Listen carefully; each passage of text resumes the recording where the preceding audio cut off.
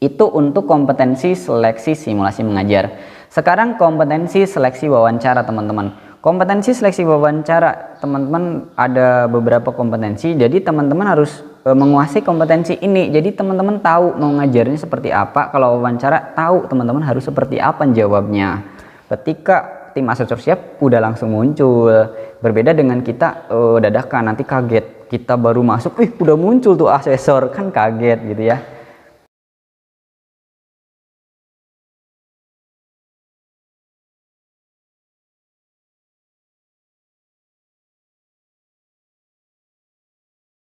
Assalamualaikum warahmatullahi wabarakatuh. Teman-teman semua, rekan-rekan guru yang ingin mendaftar calon guru penggerak tentunya akan melewati beberapa tahap pelaksanaan seleksi. Nah teman-teman, saya akan memberikan sedikit informasi penting terkait dengan tata cara pelaksanaan seleksi guru penggerak ini.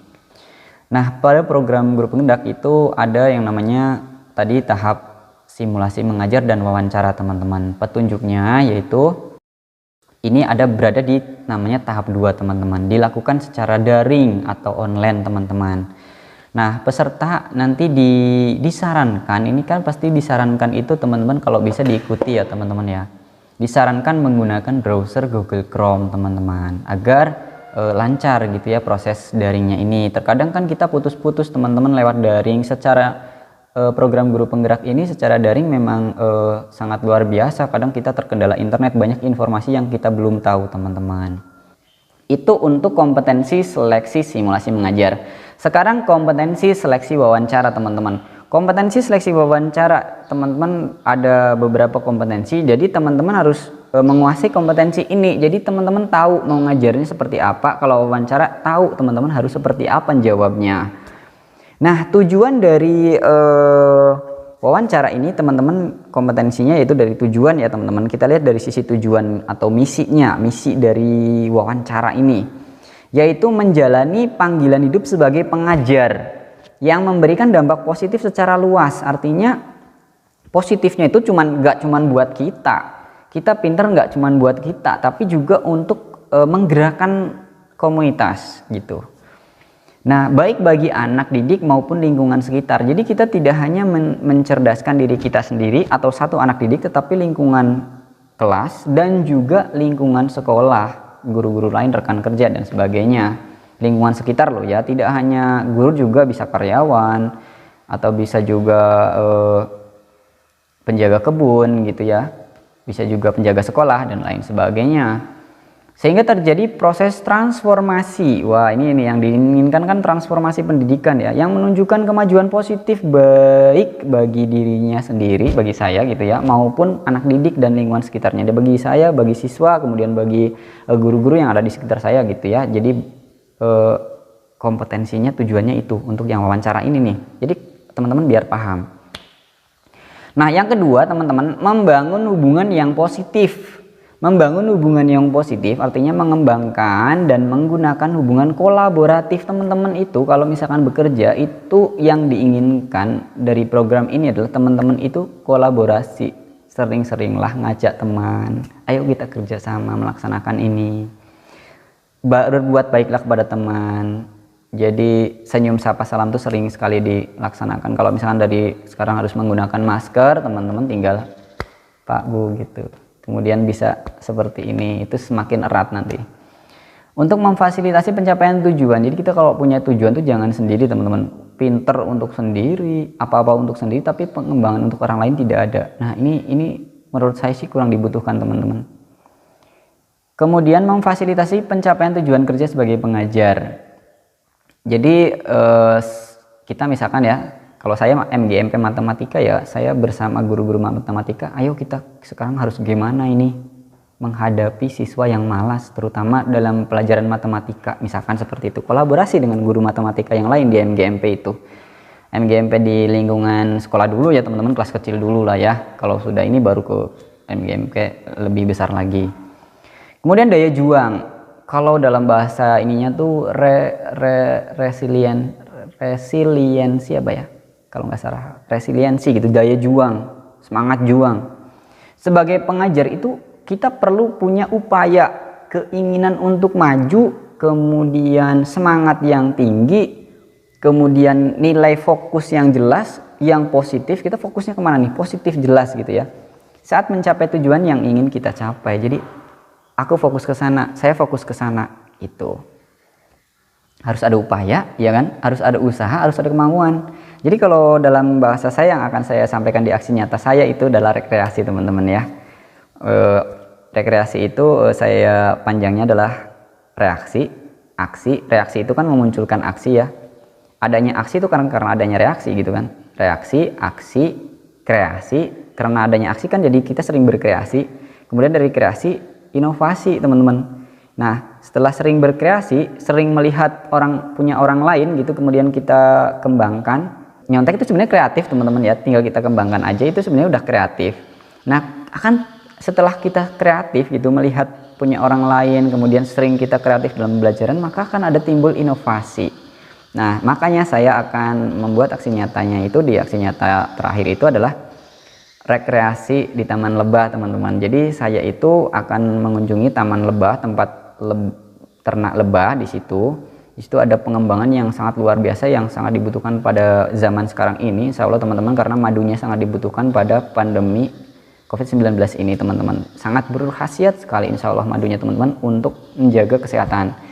Karena ini agak sedikit melenceng ya teman-teman ya, tapi ini penting juga teman-teman. Kadang kita selalu ketat dengan masker sampai double 2, tetapi saya bukan mengajari teman-teman, tetapi juga saya sedang berbicara pada diri saya sendiri agar kita saling mengingatkan. Kita tidak hanya satu double masker, percuma teman-teman, tetapi kalau makan kita asal. Nah, yang paling penting selain kita menjaga protokol kesehatan, kita juga mematuhi protokol kesehatan, kita juga harus menjaga diri kita sendiri, yaitu dengan menjaga stamina kita. Insya Allah teman-teman, ketika stamina kita bugar, kemudian kita sudah suntik sampai vaksin 2 kali gitu ya, mungkin stamina kita semakin kuat, teman-teman, tidak takut lagi, tidak parno lagi dengan virus gitu teman-teman ya. Bismillah saja teman-teman, jangan sampai teman-teman ketakutan karena virus. Jadi ada rasa takut yang tinggi malah jadi ngedrop, teman-teman. Kita lawan teman-teman virus ini, teman-teman ya.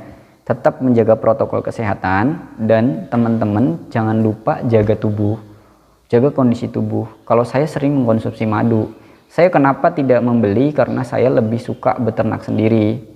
Itu kita lebih yakin lagi teman-teman ya. Saya awalnya cuma pengen punya satu untuk keluarga saya sendiri. Saya tempel cari madu yang tidak bersengat, saya cuma satu aja teman di rumah.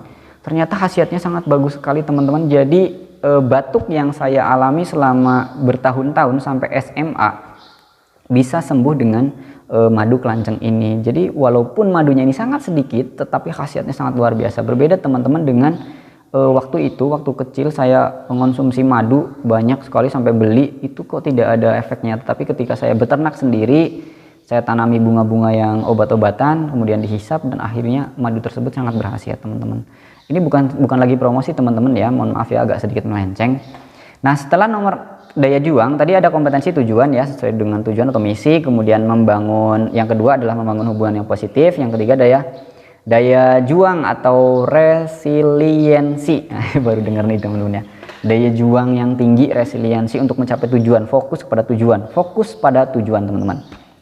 Kemudian yang keempat adalah inisiatif untuk mengambil tindakan. Jadi pada aksi nyata keempat itu saya juga akan ikutkan kepada lomba di kabupaten saya teman-teman. Mohon doanya teman-teman agar saya bisa lolos lombanya teman-teman, karena inisiatif saya untuk membuat sarang lebah yang banyak menghasilkan madu tetapi murah gitu ya. Modal 10.000 atau 10.000 itu kita bisa dapat bambu banyak sekali teman-teman.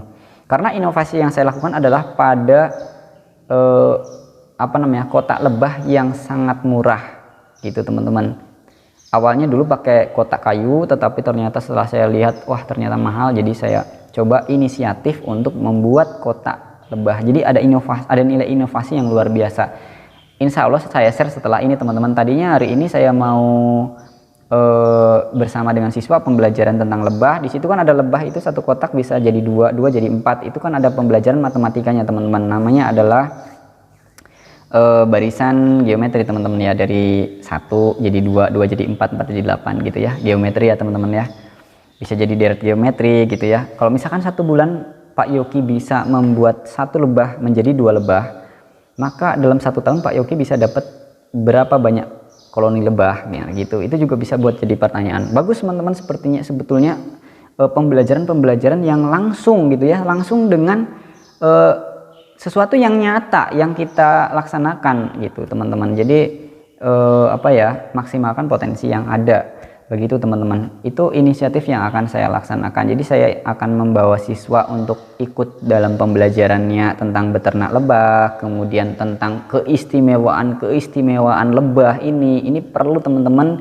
Di zaman sekarang seperti ini, pandemi, kesehatan itu sangat perlu dijaga, terutama stamina, karena lebah ini 1 sendoknya itu sangat membantu saya sekali teman-teman.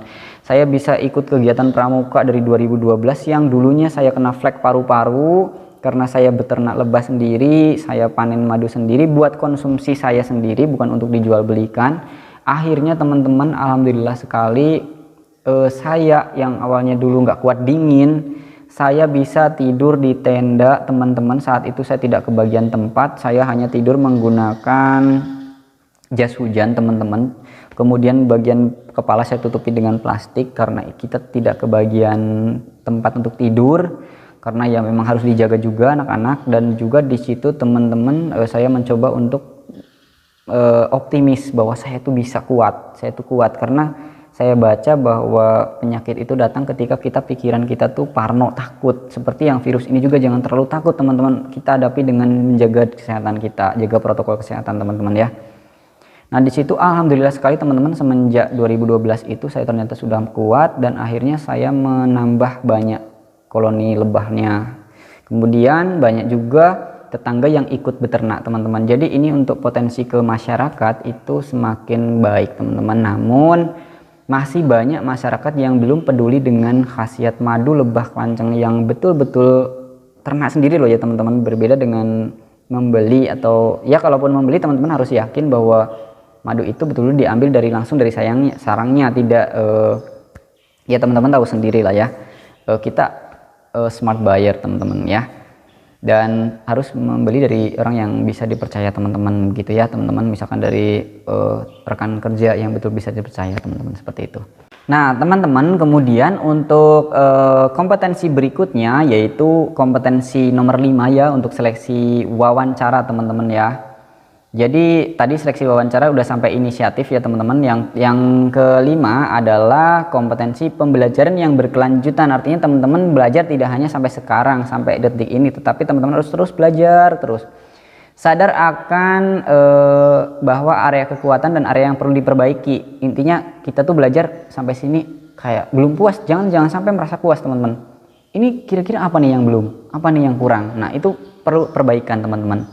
Diperbaiki dengan yaitu belajar yang berkelanjutan, tidak hanya sampai detik itu atau sampai saat itu udah selesai, puas, sukses, udah. Jadi terus belajar. Aktif menemukan cara-cara efektif untuk mengembangkan dan memperbaiki diri melalui proses pembelajaran yang dilakukan secara terus-menerus. Jadi selalu aktif. Cari cara-cara yang efektif, temukan. Ini saya tadi nggak seperti ini kok kayaknya nggak efektif ya, terlalu panjang caranya. Saya cari cara yang efektif dan efisien, misalkan seperti itu. Yang penting tujuan saya itu tepat. Nah itu teman-teman. Kemudian nomor 6 setelah pembelajaran yang berkelanjutan, itu nomor 5 tadi ya, kompetensi nomor 5. Kompetensi nomor 6 adalah mengembangkan orang lain. Artinya teman-teman semua di sini perlu adanya pengembangan terhadap orang lain, tidak hanya untuk diri teman-teman sendiri. Melibatkan diri dan berkomitmen dalam proses pengembangan perilaku, keterampilan atau pengetahuan yang spesifik yang dibutuhkan. Coach itu bisa anak didik, kemudian rekan kerja, pengajar atau orang lain. Jadi kalau dalam bahasa guru penggerak itu kita sebagai coach, coachingnya kita adalah siswa, rekan kerja, guru gitu ya, kemudian ataupun tata usaha dan lain sebagainya, itu adalah coach, atau orang lain itu adalah coach. Teman juga coach teman-teman. Jadi ada coach, ada coachee. Coach itu adalah kitanya misalkan ya, yang memberikan pembelajaran, pelatihan. Coach, kalau coachee adalah siswanya, peserta didiknya gitu. Jadi kalau dalam pendidikan guru penggerak nanti teman-teman dapat lah pokoknya. Kemudian serta memastikan munculnya sikap positif dari coachee. Jadi ada muncul sikap yang positif. Artinya kayak gini teman-teman, kita itu berkomunikasi dengan coach berkomunikasi dengan coach, guru berkomunikasi dengan siswa, itu ada komunikasi yang positif dari siswa. Artinya kalau guru sedang berbicara, siswa ngobrol sendiri, wah itu kayaknya tidak ada komunikasi yang positif teman-teman. Komunikasi positif artinya guru tuh bikin siswa tuh senang ngobrol, bersahabat dengan siswa, itu bisa juga ya seperti itu. Ada kalanya kita tegas, ada kalanya kita bersahabat dengan siswa. Itu perlu teman-teman, kita perlu tahu karakteristiknya gitu ya teman-teman ya. Tidak hanya ke siswa, juga ke rekan kerja ada hubungan positif dari rekan kerja. Ketika kita minta bantuan, rekan kerja akan mudah untuk ringan untuk membantu. Tapi kalau tidak ada hubungan positif, minta bantuan kayaknya berat teman-teman, terpaksa ya. Jadi kita harus betul-betul membuat rekan kerja kita nyaman, siswa kita nyaman. Jadi kan yang aman dan nyaman gitu ya, memberikan posisi atau kondisi yang aman dan nyaman gitu ya, kondisi kelas yang aman dan nyaman kalau untuk siswa, kalau untuk guru rekan kerja ya kondisi kerja yang aman dan nyaman. Nah itu ada yang ketujuh adalah kematangan etika teman-teman. Tadi yang keenam itu mengembangkan orang lain ya teman-teman, artinya mengembangkan komunitas dari siswa. Yang saya sampaikan itu dari siswa, bisa dari rekan kerja, bisa rekan komunitas MGMP satu kabupaten, bagus sekali teman-teman, bisa juga ya. Kematangan etika, kapasitas diri sebagai pengajar yang menunjukkan kematangan emosi. Kapasitas diri sebagai pengajar yang menunjukkan kematangan emosi dalam berkarya melalui keterbukaan dan kejujuran. Jadi etika kita tuh harus terbuka, jujur gitu ya. Ya jujur teman-teman ya, usahakan bisa jujur. Kemudian emosi kita dalam berkarya itu harus terbuka teman-teman, jangan sampai ada yang ditutupi gitu ya. Kemudian berperilaku dengan bijaksana serta kasih sayang gitu teman-teman. Saling menghargai itu kuncinya teman-teman. Dari saling menghargai kita akan timbul kasih sayang gitu, ada rasa empati, simpati, selaras antara perkataan dengan tindakan. Jadi apa yang kita bicarakan tuh sesuai gitu teman-teman ya, dan sesuai dengan petunjuk moral, petunjuk moral, spiritual, nilai etika profesi dan kebijakan yang ada, seperti itu teman-teman.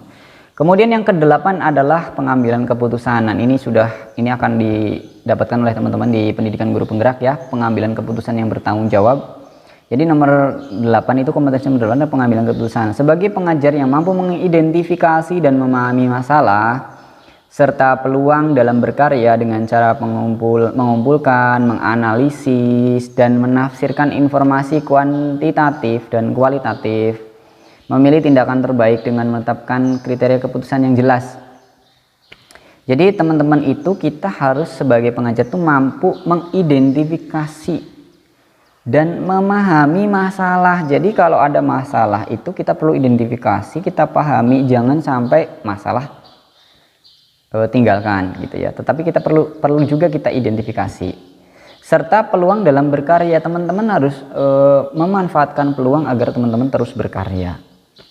Dengan cara mengumpulkan, menganalisis, menafsirkan informasi kuantitatif dan kualitatif. Jadi teman-teman menganalisisnya itu tidak hanya kualitas aja secara kualitas, tapi secara kuantitasnya juga perlu dianalisis teman-teman. Memilih tindakan terbaik dengan menetapkan kriteria keputusan yang jelas. Jadi teman-teman, dalam pengambilan suatu keputusan itu pasti ada nilai positif dan negatifnya. Pasti ada pro dan kontranya. Namun kita lihat berdasarkan keputusan-keputusan yang jelas. Kita perlu, pokoknya ada 9 langkah pengambilan keputusan yang bertanggung jawab yang akan teman-teman dapatkan di program guru penggerak teman-teman ya. Makanya teman-teman harus semangat terus untuk mengikuti program guru penggerak. Betul teman-teman, tidak hanya timbul rasa kreativitas pada diri dalam mengajar, tapi juga kreativitas dalam segala hal teman-teman. Betul ya, apa yang saya rasakan bukan saya mengajari ya teman-teman, tetapi saya betul mendapatkan pengalaman yang luar biasa mengikuti program guru penggerak ini. Saya sangat luar biasa saya lebih menghargai orang lain, kemudian bisa menggunakan komunikasi yang asertif. Begitu teman-teman. Insya Allah teman-teman dengan mengikuti program Guru Penggerak, teman-teman setelah selesai mengikuti program ini, teman-teman menjadi manusia yang lebih baik lagi, berkualitas lagi. Ini saya tidak lagi membicarakan kepada teman-teman, tapi saya juga sedang ngomongi diri saya sendiri. Semoga ya teman-teman kita semua menjadi manusia yang lebih baik. Terima kasih teman-teman. Untuk selanjutnya kita masuk ke penutupan teman-teman ya. Terima kasih. Nah teman-teman, dari tadi kita sudah berbicara panjang lebar. Saya juga secara pribadi ya teman-teman ya, mohon maaf kesalahan-kesalahan saya kepada teman-teman semua, misalkan cara saya berbicara ataupun kesalahan saya dalam menyampaikan informasi. Saya mohon maaf yang sebesar-besarnya teman-teman. Semoga ini menjadi pelajaran yang bermakna bagi saya dan kedepannya, agar saya tetap terus bersemangat, terus berkreasi, tetapi di jalan yang semakin berkurangnya kesalahan-kesalahan kita gitu. Masukan dari teman-teman, komentar dari teman-teman, saran dari teman-teman, insya Allah akan menjadi pelajaran bagi saya agar saya lebih meningkat lagi ke depannya teman-teman. Terima kasih yang sudah memberikan saran, kemudian komentar yang baik. Teman-teman semua adalah orang-orang yang baik, berarti sayang kepada saya. Terima kasih teman-teman yang sudah like, share, dan subscribe juga sehingga channel saya ini dimonetisasi. Sekali lagi teman-teman, jangan lupa teman-teman yang belum subscribe, like, boleh subscribe. Insya Allah saya akan selalu memberikan informasi yang bermanfaat, dan tentunya manfaat ini tidak akan hanya untuk saya pribadi, tapi saya akan sebarluaskan kepada teman-teman semuanya. Terima kasih. Kurang dan lebihnya sekali lagi saya mohon maaf. Wassalamualaikum warahmatullahi wabarakatuh.